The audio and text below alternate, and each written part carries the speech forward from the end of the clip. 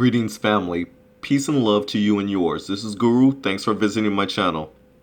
This vlog is about an officer-involved shooting in a road rage incident where undercover firefighter and police officers was involved. This happened in Mount Greenwood. Let's go to the story. First of all, family, I want to share the video footage. It's raw video footage. I do warn you that it's pretty graphic, and just beware in case you have little kids around. This vlog here that I'm gonna do is actually going to be more about the response. I found this particular article and I thought it was interesting. I wanted to share it with you, but it's titled "What Mount Greenwood's Reaction to Joshua Beal's Death Says About White Chicago." And so with that said, family, first of all, let's look at the video footage. I've seen it already, and like I said, it's pretty raw, it is graphic, and it does contain violence in it. Just beware. So family, before I start the video, I just want to give you a little details about this. It says, warning, graphic content and strong language. A man was fatally shot by a Chicago police sergeant after a road rage incident escalated into a fight involving an off-duty Chicago firefighter and another police officer in the 11,100 block of South Troy Street on November 5th, 2016 in the Mount Greenwood neighborhood of Chicago. So with that said, family, I'm going to take you to the video footage.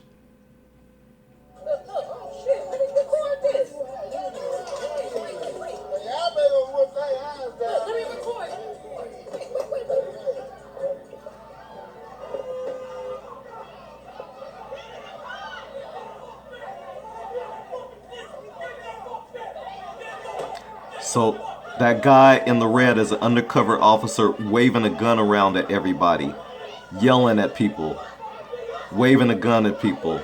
Really dangerous situation, creating a very hostile situation. Look at him. He's an undercover in a road rage incident. Wow. So you know what's going to end up happening. That guy is reckless. He's very volatile. He sounds very dangerous.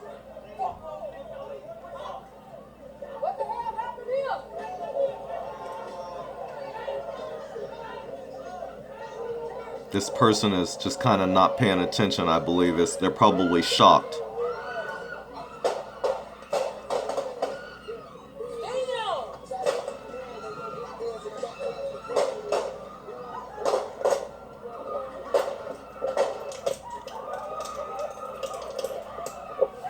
I don't know how many shots you counted, family, but that was a lot. Somebody got hit. They killed him. They killed him. They shoot. Come on. Where's some power? Where's some power? Wait, this is my car. You want to get in my car? Where you going? Back to the funeral. Hey, I gotta go. Oh my God. No, they killed them. They just shot out young people. The police.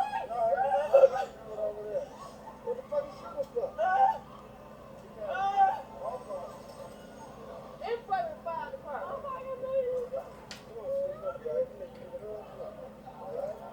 I didn't. Wait, which way you? Huh? They fell out in the floor. I just want to be known. Pull your car over there, man. Right, pull your car. Pull your car that way. You said they didn't kill him? I don't know. Why didn't you pull your car? So family, that was video number 1. That was option number 1. This is video number 2. Check this out. This ain't the 60s. Why you acting like a man? We don't want no race war. We don't want no race war. We don't want no race war.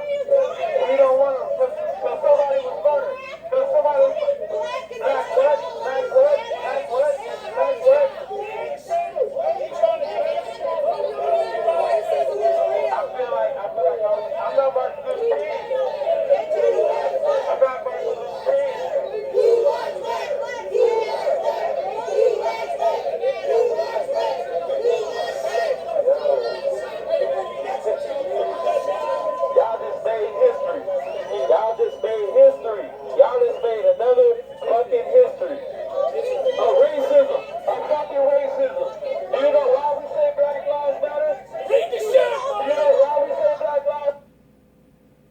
So my mouth just dropped a little bit. I'm not surprised. Not in this climate right now, family. But stay tuned. So family, let's get to what's important here. And this is what's important. This person right here, his name is Joshua Beal. He was the victim. He was the one who was in Chicago for a funeral. He was killed Saturday by an off-duty Chicago police officer. The reason an off-duty police officer felt the need to start waving his gun around and pointing it at a lot of different people is baffling. We saw the video footage. That's the first video I showed it to you. This writer, however, says, I, however, don't want to focus on the killing itself. I want to focus on the reaction of white people. Specifically in Mount Greenwood, where the incident occurred last night, hours after his death. While people gathered to support Josh's family, some residents of Mount Greenwood came out of their homes with Blue Lives Matter flags to apparently show that black people are not welcome in Mount Greenwood. Instead of letting people grieve the loss of a life, these white residents thought it appropriate to call them names and tell them to leave, quote, their neighborhood. To see this video, well, I showed it to you already, family. So it would be easy to write that group of flag-waving people off as not representative of the Mount Greenwood neighborhood, but unfortunately, that neighborhood has a very long history of trying to stay white while keeping black people out. It was a common saying for black Chicagoans who lived in the Morgan Park, Beverly, and Roseland areas in the 90s to say, quote, don't go west of Western, unquote, because you would be venturing into Mount Greenwood. While white Chicago likes to try to cover up our racism, Mount Greenwood has historically been a neighborhood that flaunts racism more openly. Are all white people in Mount Greenwood blatantly racist? Question mark. Hopefully not, but because of its past, not being racist in Mount Greenwood is difficult. It is tough to not be racist as a white person in America, period. But some places like Mount Greenwood make it harder than others. Here's a brief history of Mount Greenwood's racist past. In 1968, the Chicago Tribune published an article about 11 black elementary students wanted to attend an elementary school in Mount Greenwood. White parents protested the fact that black students would be going to, quote, their school. In 1992, the New York Times wrote an article about the feeling the white residents of Mount Greenwood had about black people. One of the quotes among many that stuck out was, quote, I don't mind them, but I don't want them living next to me, said Peggy O'Connor, a waitress and wife of a police officer. I don't want to be too close to them. I think they've been whining too long, and I'm sick of it, unquote. Also in 1992, the Chicago Reader wrote about how the residents of Mount Greenwood did not want a new magnet high school built in their community. Some of the reasons that people cited of why they didn't want students from other schools to come to this new school is because, quote, you have felons in that school, referring to the schools in other communities, and we don't want more noisy, littering, grass stumping students, unquote. The residents perpetuated stereotypes of black people being lazy, criminal, loud, and messy. In 2008, 7 of the black students who had integrated that Mount Greenwood Elementary School in 1968 returned for their 40th elementary reunion. They were greeted with a swastika on the door of the school and people across the street telling them to, quote, go back to your old school, unquote. In 2010, on a community blog, someone described a scene in which a group of white teenagers on a summer evening started chasing people and yelling, quote, all spickin' niggers out of the fucking park, unquote. In 2014, at McNally's, a bar in Mount Greenwood, a police officer could be heard saying, quote, there are too many black people in here, unquote. Also in 2014, racist graffiti was found in 6 different locations in the area, including the N-word being spray painted onto vehicles.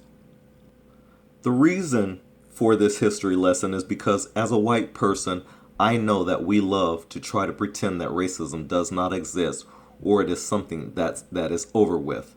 The tragic murder of another black person by an off-duty officer and the reactions of the community to the death show us once again that racism is alive and well. The options are simple as white people.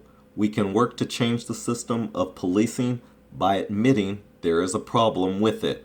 Once we admit the system of policing has a problem, we can then work to fix it. This option would benefit our whole society. People of color wouldn't need to fear the police would feel safer, and then white people wouldn't have to hear as much about racism. The other option is we can get defensive, chant Blue Lives Matter, wave the American flag when someone is killed, call black people names, wear Confederate flag shirts, and just continue the systems that let policing and white supremacy operate unchecked in our city and in our country. So before I end this vlog, I just want to say, may Joshua Beal rest in peace. May you find comfort in the arms of our common Father, God Almighty.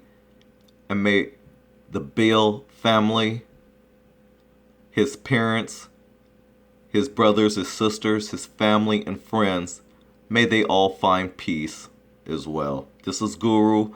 Thank you very much for watching my video. I appreciate your support. If you haven't subscribed already, please hit that button right now before you leave. Peace and love to you and yours. I'm out.